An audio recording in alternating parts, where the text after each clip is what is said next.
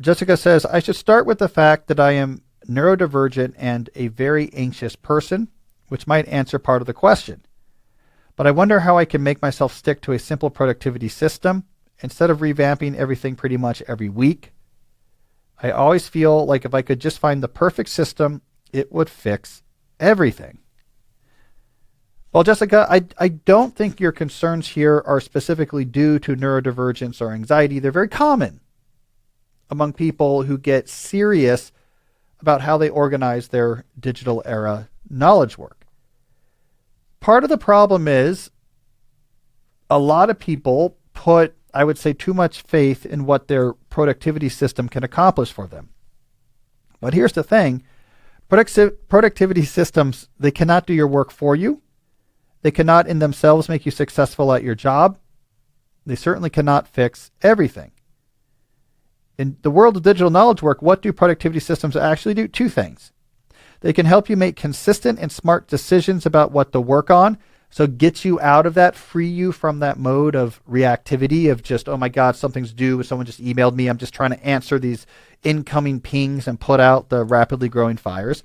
They can also help you avoid unnecessarily wasting your time and attention. So I'm going to be more careful about, how I deal with my brain. I don't want to context switch too much. I'm going to sort of build my scheduling and approach to work and my processes around one thing at a time, consolidating, context switching, etc. So smart decisions, planning, and help you avoid unnecessary drags on your time and attention so you get more out of your brain. And this is more of scheduling and processes. If you have ideas for both of those goals that are working for you, then you're getting most of the benefits a productivity system can get.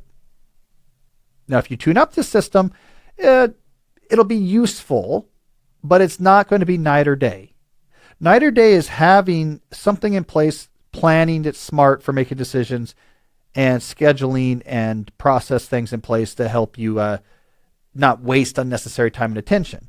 Like going from 0 to that is a huge win. Beyond that, it's like two users' taste. It can kind of make a difference. It's not going to be night or day.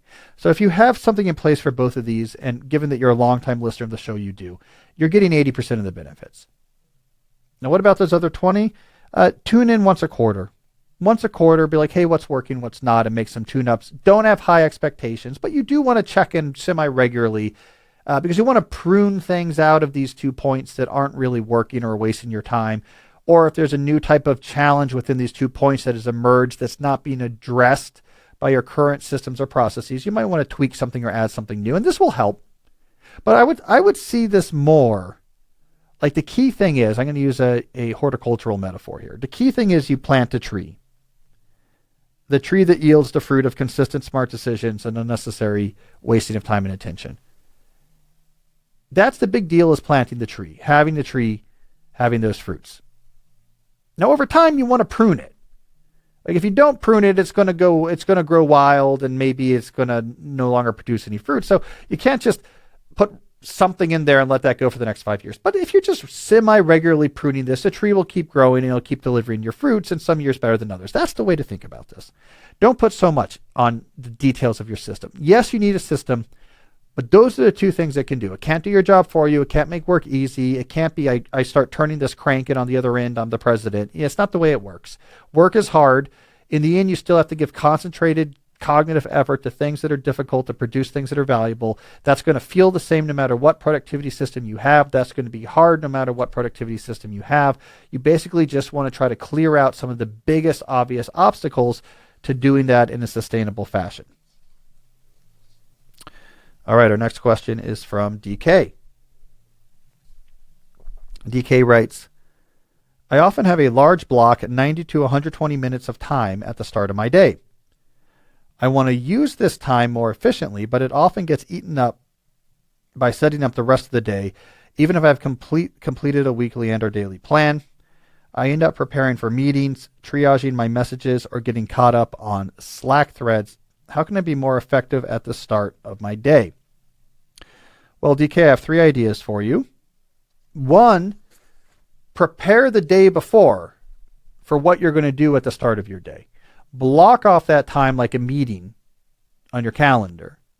and have a set place you're going to go to do that work that's different than where you do Slack.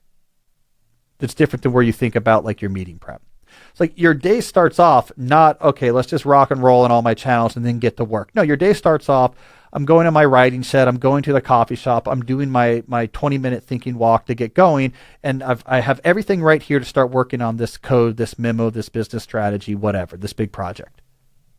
And it's scheduled, and that's what I do. And you're going to be nervous about it. What if I'm missing things? What if in that first 90 minutes really critical things happened? And you know what? It won't, and you'll be fine, and then you'll stop worrying about it. People can call you if it's urgent. They'll respect it. Like, yeah, I start with hard things, then I get after like meetings and Slack. They'll be fine, and you'll be fine. So you just got to be more definitive about this. All right, second thing to suggest: do more preparation at shutdown instead of the beginning of the day. Schedule the last half hour of your day, and again, protect this on your calendar. Let that be the time where you're preparing for the next day. Shutting down open loops. Do I have what I need for these meetings? If not, let me schedule time before the meeting to do the prep. I like my plan for the day. Okay, what am I doing to start the next day? Great. Let me gather all my materials. Great. Schedule shutdown confirmed. Check the schedule shutdown box on my time block planner.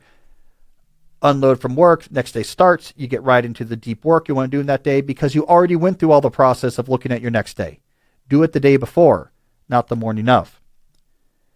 Third idea, do more meeting processing proximate to the meetings.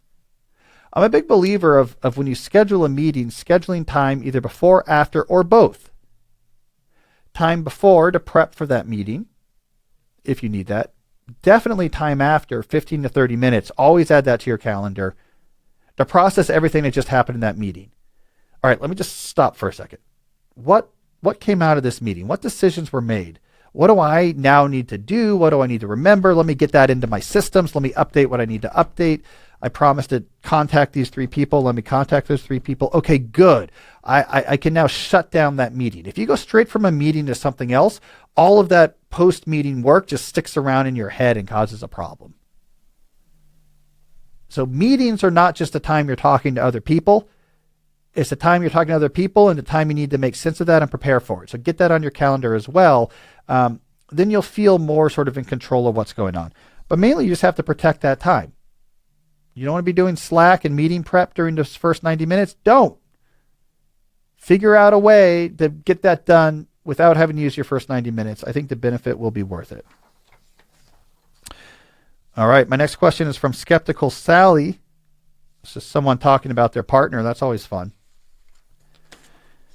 Hi, Cal. My partner is a director of product management at a startup, and despite having risen through the ranks there, he has yet to be rid of a lot of the lower level work on his plate.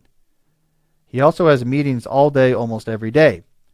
Many things cannot be done without his input, but he is predictably exhausted all the time and has no time to do the thinking and writing work, compounding the issues.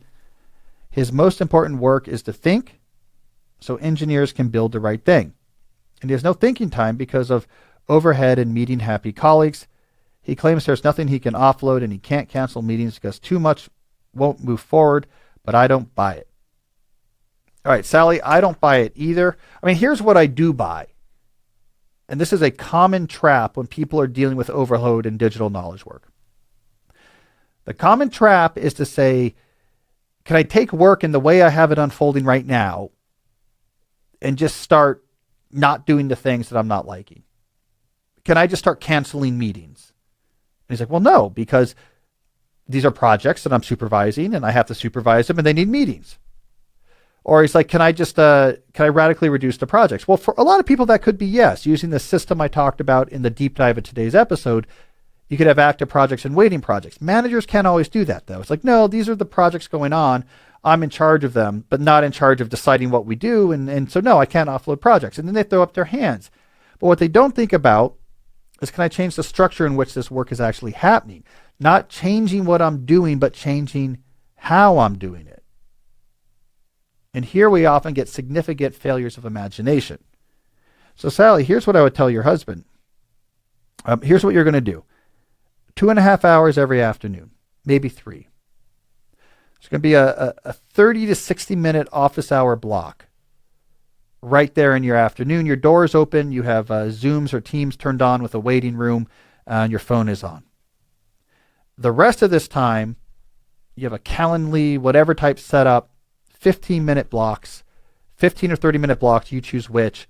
There's like 90 minutes to 2 hours of just boom, boom, boom. You can go in there and grab any block you want. Here now is how you deal with all of your teams.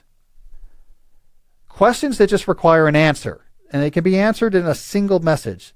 Hey, what is my budget for this again? What is my timeline for this again?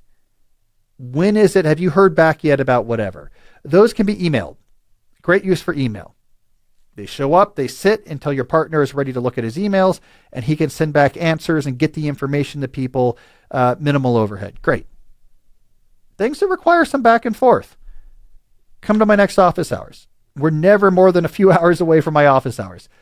Drop by, jump on a Zoom waiting room, 10 minutes, let's pound it out. Like, what's going on here? What's holding you up? How can I help you? Okay, this, good, let's go. You have an issue that's more complicated than that. No, we really need to think. Great, grab a 15 or 30-minute slot. You don't even have to tell me, just do it. What I do in the afternoons is I just go to these meetings that are scheduled. We'll rock and roll and have the longer discussions if you don't want to just jump into office. So it's going to take more than 5 minutes. Schedule one of those slots. Guess what? This is going to handle 95% of what's happening in these meetings, and yet consolidate all of that to 2 to 3 hours a day, leaving your husband's entire mornings free. Right? This could make a huge difference. It's not changing what you do, managing projects and talking to people about what they need for their projects, or it's not changing your workload even. It's how you do your work. Make a huge difference. 2, because he's in charge, he's a director here. Demand better meetings too. All right, you can come to the office hours, you can grab one of these slots, but I'm going to use the Jeff Bezos or General George Marshall approach of here's what I expect if you were bringing me into a discussion that takes my time.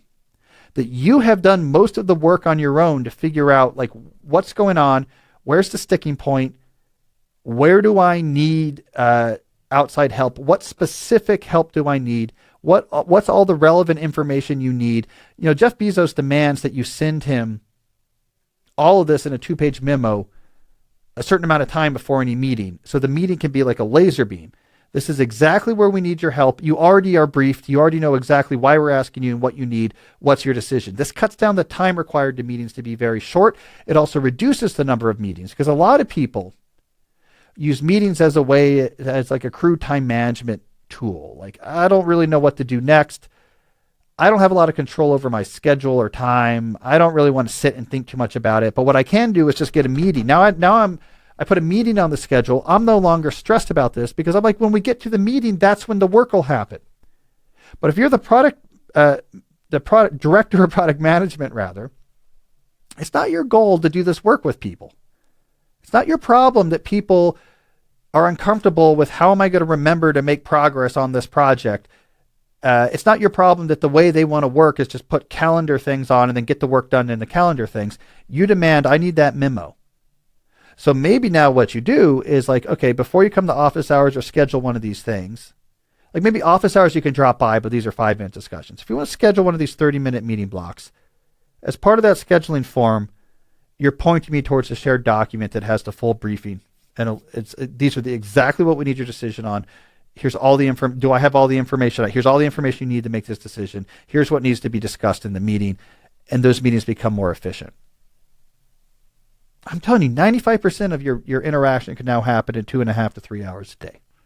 Imagine now what that's going to open up for your partner in terms of the thinking he can do, the strategy, the leadership he can do. It also frees up a lot of time for the meetings that won't fit in there. When the CEO is like, we need you to come to the strategy session, when, you know, the big client presentations in town, now you have the breathing room to do those things because your day is not with these haphazard meetings that are longer than they need to be and too haphazardly scheduled. All right. So point him towards me, Sally. I think his life could be a lot better. Hey, if you like this video, I think you'll really like this one as well. Check it out.